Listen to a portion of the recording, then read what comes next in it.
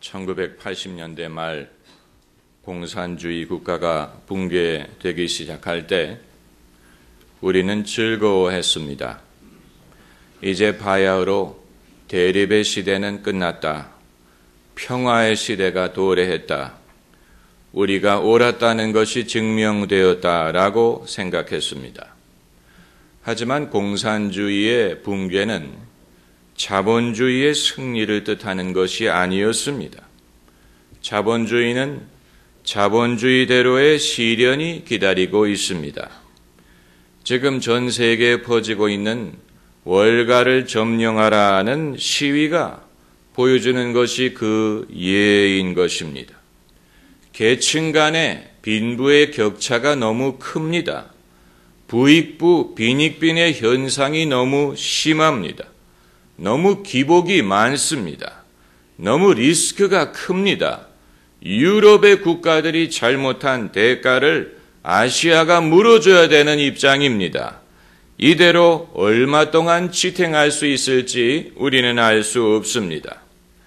제가 여러분에게 말씀드리고자 하는 것은 인간이 만든 모든 것은 유효기간이 짧다는 것입니다. 공산주의는 유효기간이 70년을 넘지 못했습니다.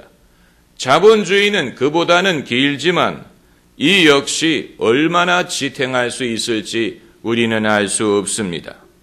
이시조선 왕조가 500년을 지탱하지 못한 것처럼 나치 독일은 1000년 제국을 꿈꾸었지만 20년을 넘지 못했습니다. 결국 진리를 찾기 위해서는 우리는 2000년 전 예수님의 말씀으로 돌아가야 됩니다. 어떤 사람들은 기독교가 낡은 종교라고 말하는데 이것은 낡은 것이 아니고 시간의 증명을 받은 것입니다. The test of time, 시간의 증명을 받은 것입니다. 옛말에 책 10,000권을 소장하면 신선이 된다는 말이 있는 것처럼 인류의 정신적인 스승이 되려면 적어도 2000년의 세월을 견뎌야 됩니다. 오늘 본문에서 우리는 기독교 복음의 가장 기본적인 진리를 접할 수 있습니다. 이것이 정통 기독교요 신앙의 정수입니다. 첫째는 신앙의 시작은 예수님의 부름으로 시작된다는 것입니다. 예수님이 레위를 부르셨습니다. 나를 쫓으라. 사람이 예수님을 선택하는 것이 아니고 예수님이 사람을 선택하십니다. 이것을 소명, 예정이라고 부릅니다. 이 모든 것은 주님의 섭리와 선택에서 시작합니다. 둘째로 부르시는 분은 예수님이지만 신앙생활이 시작되기 위해서는 사람이 응답해야 된다는 사실이 예수님이 레위를 부르셨지만 레위도 일어나서 예수님을 쫓을 필요가 있었습니다. 춤도 짝이 있어야 되는 것처럼 우리의 신앙에도 사람의 응답, 사람의 역할이 필요한 것입니다.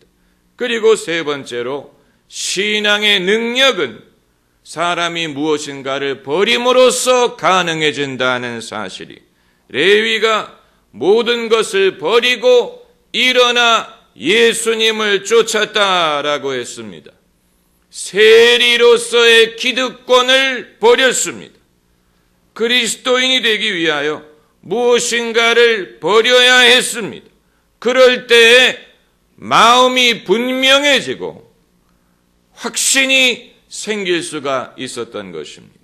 그리고 넷째로 신앙에는 잔치의 요소가 있다는 사실입니다. 공자는 어렸을 때 제사 드리는 놀이를 하면서 놀았다고 하지요. 그래서 유교에는 제사집 분위기가 농후합니다. 석가모니는 인간의 죽음과 고난에 대해서 번민하면서 수행을 시작했습니다. 그래서 불교에는 염세적인 분위기가 농후합니다. 반대로 기독교는 죄인들이 예수님을 영접하면서 잔치를 열었습니다. 그렇기 때문에 잔치집 분위기가 농후합니다. 예수님이 최초로 행하신 표적이 결혼잔치에서 물을 포도주로 바꾸셨다는 것은 우연한 일이 아닙니다.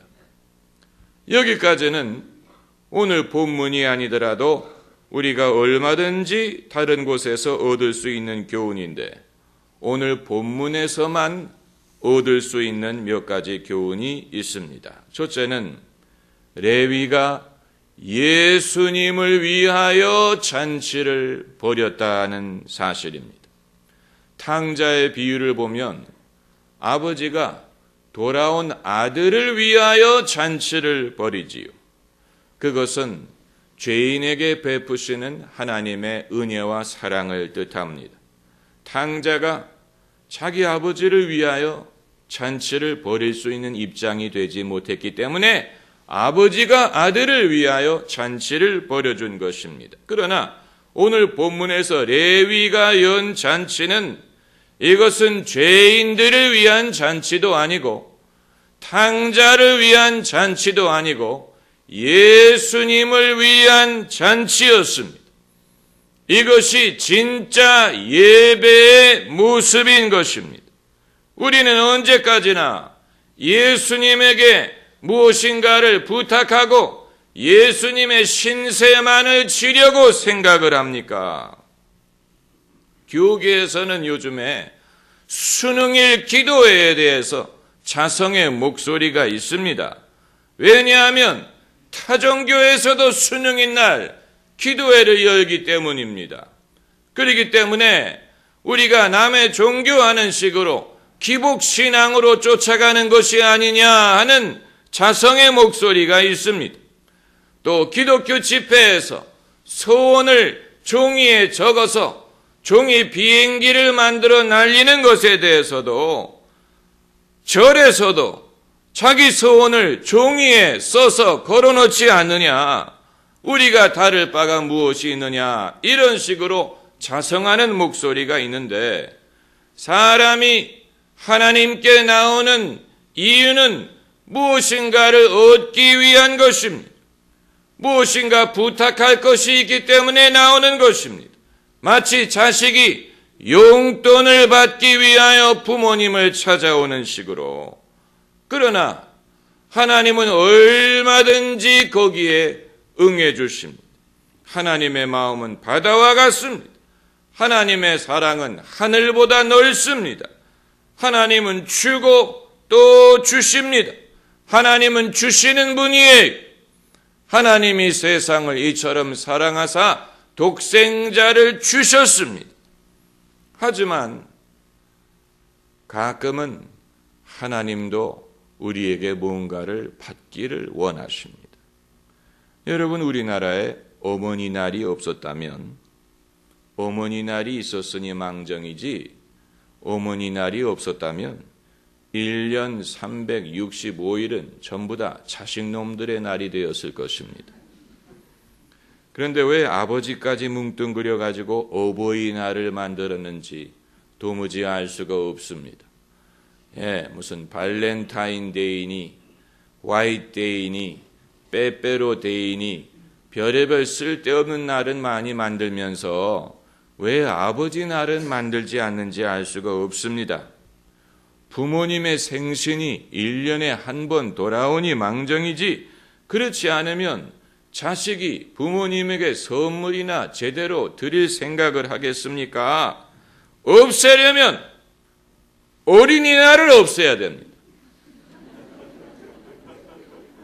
왜냐하면 소파 방정환 선생이 어린이날을 제정했을 때만 해도 그게 필요했을지 모르지만 이제는 1년 365일이 다 어린이날이에요. 어린이 세상이에요. 부모가 열심히 돈을 벌어가지고 자식에게 쏟아붓지 않습니까? 그런데 또 어린이날을 만듭니까?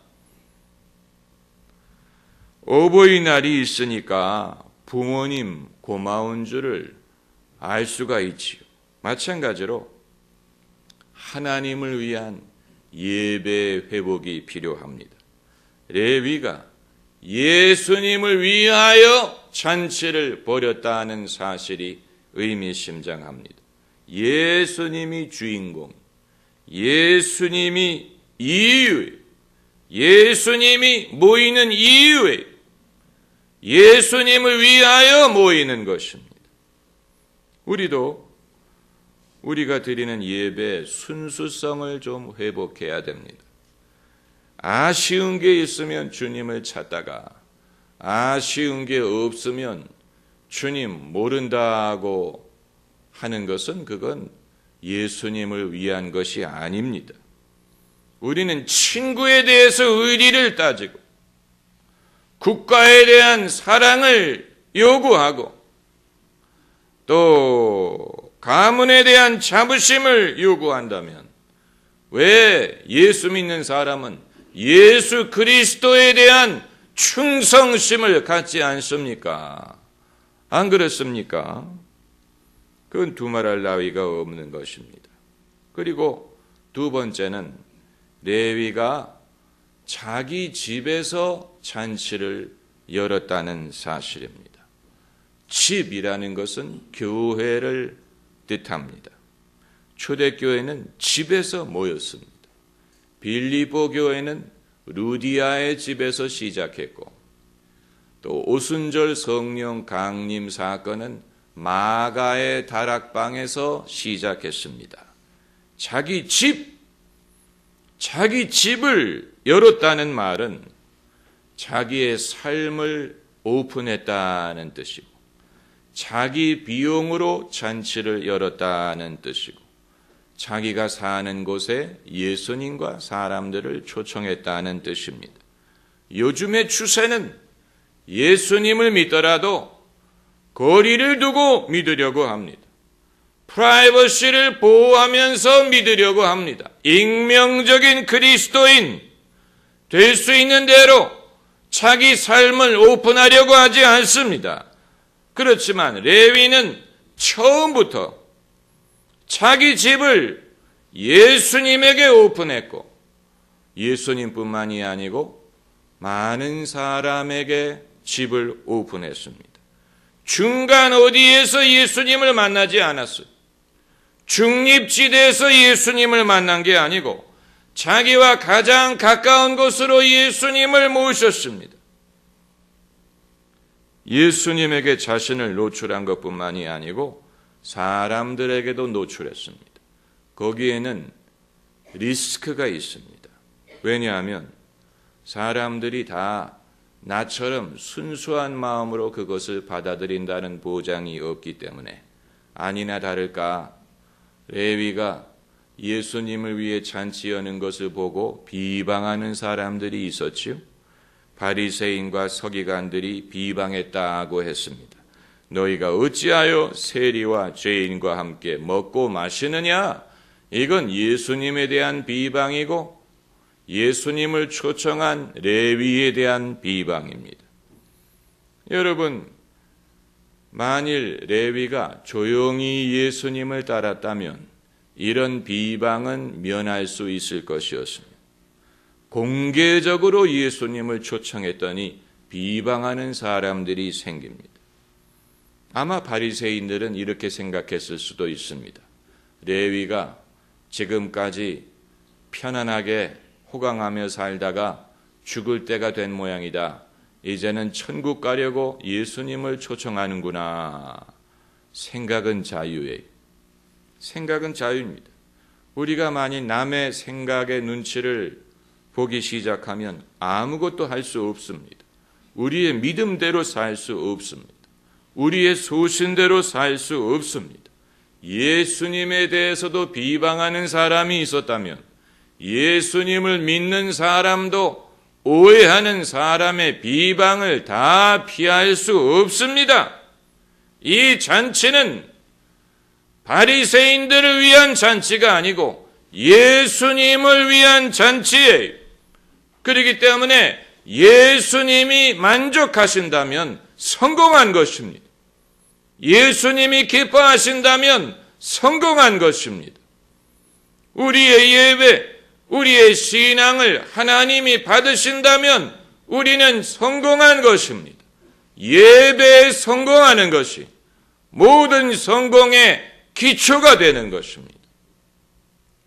그리고 세 번째로 큰 잔치를 하니 세리와 다른 사람이 많이 함께 앉았느니라고 했습니다. 요즘에 교회가 커야 되느냐, 작아야 되느냐, 큰 교회, 작은 교회에 대한 논란이 많이 있습니다. 이건 전혀 쓸데없는 논란입니다. 이 세상에 구원받아야 될 사람들이 세고 셌는데 교회는 커야 되느냐 작아야 되느냐 논란을 하는 동안에 죄인들은 지옥에 갑니다. 오순절날 베드로가 설교 한 번 했는데 회개한 사람이 3,000명이었다고 했습니다. 만일 교회가 작아야 된다면 첫날부터 실패한 것입니다. 첫날, 오순절 첫날 설교 한 번 했는데 세례받은 사람이 3,000명이었어요. 베드로가 고넬료의 집에 찾아갔더니 고넬료가 식구 모두와 친지들 큰 무리가 거기에서 기다리고 베드로의 설교를 듣는 중에 성령이 말씀 듣는 모든 사람에게 임했다라고 했습니다. 레위가 예수님을 스승으로 모시고 예수님을 자기 집에 초청해서 잔치를 열었더니 많은 세리와 사람들이 함께 모였습니다. 여러분, 누가 전도를 잘합니까? 처음 은혜 받은 사람이 전도를 잘합니다. 갓 구원받은 사람이 전도에 열의가 있습니다. 반대로 바리새인과 서기관들, 본인들은 전도 한 명 안 하면서 레위가 사람들 전도하는 것을 비방했다고 했습니다. 여러분, 브라질에서 요즘에 제일 뜨는 교회가 어느 교회인지 아십니까? 가톨릭 교회입니다. 어느 젊은 신부님이 목회하는 한 가톨릭 교회가 지금 10만 명이 들어갈 수 있는 성전을 짓고 있습니다. 그건 브라질에서 잘 알려진 교회입니다. 하나님은 누구 편이냐? 하나님은 개신교 편도 아니고 가톨릭 편도 아니고 하나님은 믿는 사람 편입니다. 하나님은 믿는 사람을 통해서 역사하십니다. 사람들이 쓸모없는 논쟁을 벌이고 있는 동안에 성령은 당신이 쓰실 수 있는 사람을 통해서 역사하십니다.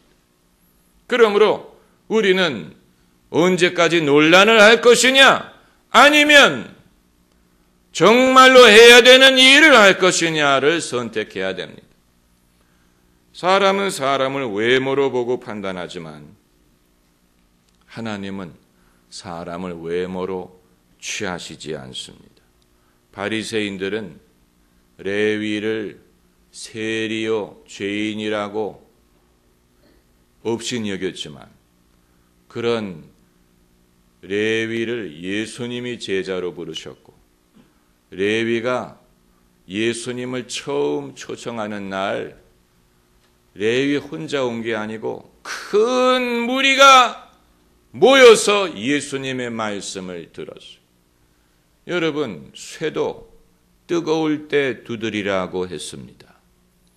우리가 주님을 섬기기 위하여 무슨 자격증을 받을 때까지 기다려야 되는 게 아니고 우리가 사람을 낚는 어부가 되기 위하여 무슨 신학교를 다녀야 되는 게 아니고 우리가 주님의 종이 되기 위하여 먼저 교회가 나에게 직분을 주기를 기다려야 되는 게 아닙니다. 우리는 첫날부터 주님을 섬길 수 있습니다. 기다릴 필요 없습니다. 쇠가 뜨거울 때 두드려야 됩니다. 사람의 문이 열렸을 때 그 사람을 인도해야 됩니다. 성령은 바람과 같아서 사람은 절차와 순서를 기다릴지 모르지만 성령은 바람과 같아서 사람의 절차 같은 것은 기다리지 않습니다. 우리는 너무 점잖고 얌전합니다. 대인관계에서는 그게 필요할지 모르지만 하나님을 섬기는 데 있어서는 그게 별 소용이 없습니다. 하나님을 섬기기 위해 필요한 것은 믿음뿐이, 하나님을 기쁘시게 하는 것은 믿음이 없이는 기쁘게 하지 못하느니라고 했습니다. 우리는 좀 더 큰 믿음의 그릇을 가져야 될 필요가 있습니다. 인격보다도 우리의 성품보다도 정말로 하나님 나라에서 결과를 얻게 하는 것은 믿음이에요. 다른 것이 부족하더라도 믿음이 있는 사람을 하나님이 쓰십니다. 그리고 세 번째는 큰 무리가 함께 앉았느니라고 했어요. 함께. 교회는 함께 모이는 곳입니다. 우리는 예배를 혼자 드리는 게 아니고 함께 드립니다. 우리는 천국에 혼자 가는 존재가 아니고 함께 가는 사람들입니다. 교회는 함께 하는 곳입니다. 예수님 말씀에 두세 사람이 함께 기도하면 하나님이 저희를 위하여 들으시리라고 했고, 너희 두세 사람이 내 이름으로 함께 모이면 내가 그 가운데 함께 있느니라고 했습니다. 신앙생활은 혼자 독불장군으로 하는 게 아닙니다. 교회는 공연이 생긴 게 아니고 예수님이 교회를 세우시고, 교회는 예수님의 몸이에요. 교회는 예수님의 신부예요. 교회를 나갈 수도 있고 안 나갈 수도 있는 게 아니에요. 교회는 예수님이 만드신 것입니다. 그렇기 때문에 우리가 신앙 고백을 할 때 거룩한 공회와 성도가 서로 교제하는 것과, 여기에서 거룩한 공회란 말은 교회를 말하는 것입니다. 우리는 하나님을 믿고 예수님을 믿고 성령을 믿고 교회를 믿습니다. 성도들이 서로 교통하는 것을 믿습니다. 이것이 기독교인이에요. 나 혼자 잘 믿겠다, 어림없는 소리입니다. 함께 신앙생활을 하는 중에 구원의 역사가 일어납니다. 그러므로 오늘날 우리가 표방해야 될 표가 있다면 예수님과 함께 사람과 함께가 될 것입니다. 예수님과 함께 사람과 함께. 그것이 예배요? 그것이 교회요? 그것이 우리 인생의 철학이 되는 것입니다. 할렐루야. 기도하십시다.